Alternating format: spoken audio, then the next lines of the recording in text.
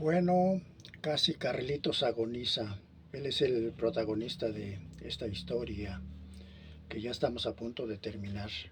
Era un anciano muy ambicioso, pensaba que no se le iba a acabar todo lo que tenía, todos los bienes que tenía. Entonces él aún en su lecho de muerte casi pedía a gritos que tener todos sus bienes junto a él, según sus gestos, sus ambiciones desmedidas, lo, lo orillaban a la infelicidad. Entonces, este capítulo al filo de la tristeza empieza de la siguiente manera. Hablamos unos minutos y pude ver que Daniel estaba muy optimista acerca de la salud de su padre y que pensaba marcharse pronto rumbo al oeste. En vista de que no iba a ver a Carlitos, resolví regresar a San Pablo, pero Daniel se opuso enérgicamente, pues quería que le hicieran compañía. Escucha una cosa, Hugo. ¿Por qué no te llegas a ver a Juan? Sé que lo encontrarás de seguro y luego puedes pasarte por acá antes de volver a casa. Para entonces estarán ya todos de vuelta o despiertos. Yo no iba a San Ramón desde mucho antes de marcharme de la ciudad y de repente me sobrevino un gran deseo de volver a aquella rectoría donde había sido tan feliz. Así que, prometiendo regresar, salí para San Ramón. Nada parecía haber cambiado. Cuando pisé las losas que dividían el cuidado césped delante de la entrada, ya en el interior, mientras aguardaba a que el portero avisase a Juan de mi llegada, noté que Juan había transformado las recargadas y confortables estancias en piezas más soberbias, más sobrias, blancas y luminosas. Siempre tuvo un gran sentido de la luz y la simplicidad de líneas. Pero no dejaba de ser curioso que, a pesar de aquellas modificaciones, yo tenía la sensación de pertenecer a aquel lugar. Y era una sensación de pertenencia tan poderosa que permanecía petrificado, como un idiota, estupefacto y pestañando, y a punto de estallar de felicidad. En ese momento bajaba Juan las escaleras. Ah, dijo jovialmente, ya era hora de que decidieras venir por aquí. ¿Qué? ¿Cómo lo encuentras? ¿Muy cambiado? No del todo, todavía se percibe algo de lo antiguo. Ya me estoy ocupando de ello, dijo con cierta malicia, pero hace falta tiempo. Mira, tengo la casa llena de obreros y en el salón de actos hay un puesto de comestibles, bollitos y tortas que las señoras de la parroquia se regalan unas a otras. Sabe Dios por qué.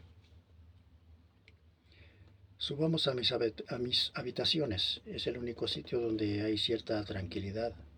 Y además, hoy, no sé por qué, estoy algo fatigado. Era raro que confesara estar cansado, por más que no le parecía, y dije, ¿cansancio profesional? Últimamente ando algo desganado, contestó, probablemente debido a la perspectiva de pasar otro magnífico invierno en mi amada tierra natal. Subimos a la vivienda del párroco. No dejaba de ser irónico el hecho de que fuera este el único lugar donde no quedaba la mejor huella del anciano arcipreste, siendo aquí precisamente donde estaba casi siempre.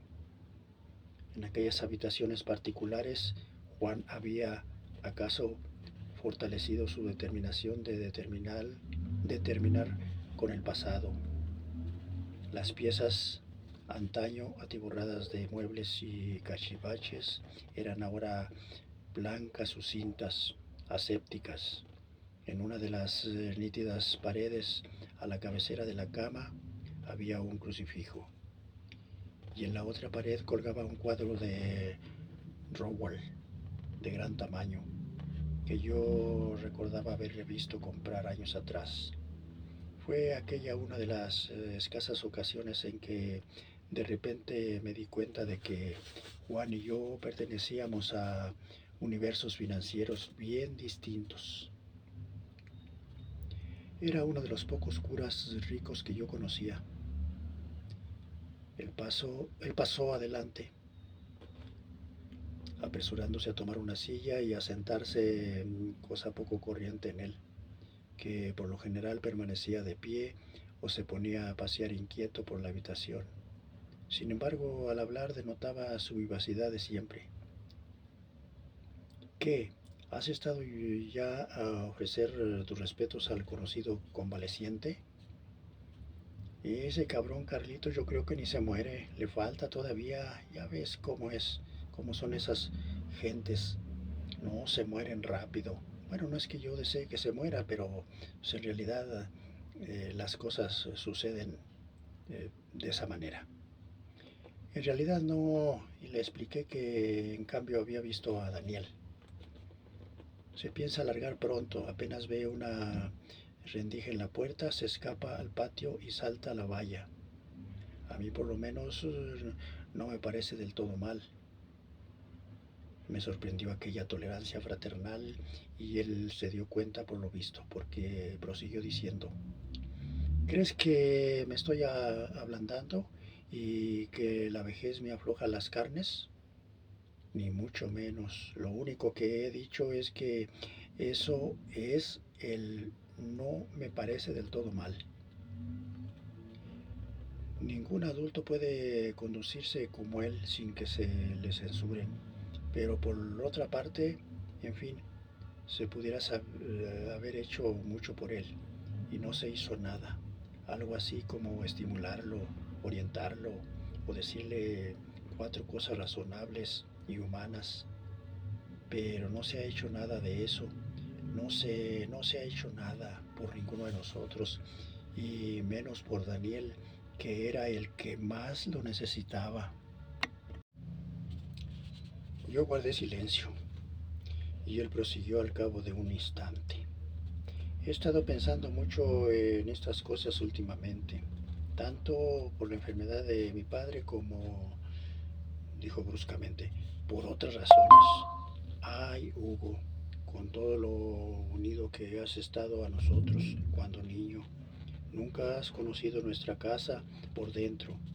Tú no has vivido en ella día tras día como nosotros. No era la primera vez que me hablaba de estas cosas, pero antes asestaba sus golpes con una ferocidad animada y cortante. Ahora, en cambio, hablaba con un desánimo y una melancolía inéditos, que no dejaba de inquietarme. Naturalmente, continuó, cuando uno es pequeño cree que todo lo que pasa es perfectamente normal. Hasta mucho tiempo después de ordenarme no me di cuenta de lo mal que mi padre se ha portado con nosotros. Era un cabrón y sigue siéndolo aún en su lecho de muerte. Siempre eludía responsabilidades que como padre por tantas otras cosas desagradables. ¿O crees que soy demasiado severo? Lo que creo es que hay temas sobre los que estamos más de acuerdo. También lo creo yo, se apresuró a decir. Pero, ¿por qué no me aguantas unos minutos? Es algo que tengo que echar fuera de mi pecho. Y tú eres la única persona con quien puedo desahogarme así. Hizo con la mano un gesto airado e impotente. Ha habido tantos malentendidos. ¿Te acuerdas del padre Timoteo? Aquel de la sonrisa inexpresiva y el extraño arrastre de pies. Claro que sí, era buena persona el viejo. Era un viejo cretino, dijo amorosamente. Morosamente. Un día en el seminario me acorraló y me largó un sermón sobre los pecados de los padres, a saber, embriaguez, adulterio, tener desasistida a la familia. Él me dijo que conocía a muchos padres de esta clase. Bueno, a que no sabes cuál era el gran remedio para el mundo. Pues mi padre, a quien llamaba el ejemplo, por excelencia mi padre no bebía, nunca hubo para él más mujer que mi madre, nos proporcionaba 3 comidas al día y no permitía que anduviéramos con los zapatos rotos. Como puedes ver, tenía todas las virtudes domésticas. Solo tenía el inconveniente de que vivir con él era un infierno. Se pasaba de rígido. Era una mula. Pues entonces bien que vivíamos con él. ¿Y qué querías que hiciéramos? Dijo con desánimo, alistarnos en la legión extranjera. No nos quedaba más remedio que aguantarlo, sobre todo mientras vivió mi madre. Y en cuanto a mi padre, es así que era su especialidad. Debió de inventar 100 procedimientos para humillarla. Pobre de mi madre, cómo la humillaba. Por ejemplo, si un día comíamos pollo, mi padre se alegraba por anticipado y se ponía a decir que nunca hubo cosa que le gustara más que el pollo asado. Pero así que nos sentábamos a la mesa, mi padre decía sonriendo, ¡ah! Y se limitaba a tomar un bocadillo, nada más que un bocadito. Y luego con aquella expresión que ponía, una expresión de verse decepcionado una vez más, de verse en los más traicionados en su propio hogar.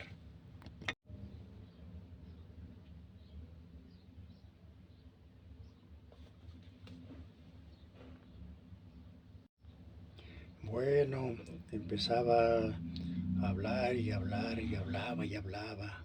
Y mi madre sin chistar. Al principio quizá dijera algo, pero en los últimos tiempos optaba por no despegar los labios. Muy eficaz, Hugo, muy eficaz. Mi padre siempre fue un hombre muy habilidoso, pero muy habilidoso.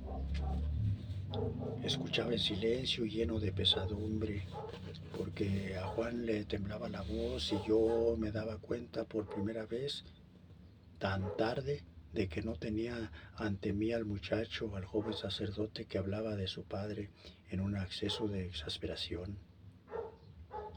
Este era un hombre distinto y lo que decía era mucho más violento. Lo veía ante mí más delgado, más pálido, más viejo y sentía extenderse el dolor. Y me daba la sensación de que yo había perdido algo y él también, que los dos habíamos perdido lo mismo y para siempre. No pude reprimirme y le dije, apoyando mi mano en su brazo, Juan, deja el tema, te estás haciendo mucho daño. Y prosiguió sin hacerme caso. Y luego murió mi padre. ¿Quién podría decir que fue aquello una desgracia para ella? Y en cuanto a nosotros, bueno, entonces mi padre se acordó de que existíamos, entonces disfrutamos de que pudiera llamarse el pleno beneficio de atención. Y María fue la respuesta que obtuvo mi padre por sus oraciones. Y ella la podía reducir de tamaño poquito a poco, hasta darle la forma requerida. Poco tardó en disponer de un nuevo animal doméstico, una vaca parlante, dócil, trabajadora. Pero cualquiera que no fuese mi padre tendría bastante con una vaca. Él no, él era ansioso que necesitaba dos. Y aquí es donde empezó a tropezar con dificultades porque la segunda vaca tenía que ser Elena. Y Elena le salió respondona y por fin consiguió escapar de él. Lo consiguió gracias a una boda que nunca había deseado con un hombre a quien nunca había querido. Así que puede decirse que en este caso también se salió mi padre con la suya. Aquello me tocó en lo vivo, pues me constaba que a Elena no todo le había salido bien en la vida. A su felicidad le faltaba algún elemento. El filo de la pena quedaba a la vista y estaba claro que no había encontrado no sé qué, lo que todos esperábamos encontrar, me figuro. A pesar de todo, no me convenía plenamente aquella confirmación de mis sospechas. En todo lo que Juan decía había mucho de verdad, pero tendenciosamente interpretada. Tú mismo no crees lo que estás diciendo. Tu padre no es con un monstruo, es algo más complejo, ¿no? No se puede decir que sea responsable de todo lo que ha pasado. Pues yo no digo que sea responsable de todo, dijo alzándose de hombros. Yo no digo que sea responsable de mi manera de ser o de lo que he dado de sí. Mi vida no es la de un sacerdote modelo. Soy bien cabrón, bien mula. No digas eso, sí, así es. Pero sea lo que sea, es la mía. Mi padre no tiene nada que ver con lo que yo he llegado a ser, por más que lo haya pretendido. Elena se casó con Paco para marcharse de la casa y Daniel hizo lo que hizo por la misma razón, pero para mí nunca fue, fue al seminario un escape o respuesta a mi padre. Pronunció estas palabras con cierto tono de rebeldía y yo dije sorprendido, claro que no, nunca hubiera creído que pensaras eso. Eres un hombre caritativo, Hugo, porque seguro que muchos lo creyeron así. Yo mismo alguna vez que otra también lo creí. Yo mismo lo creí, imagínate nada más.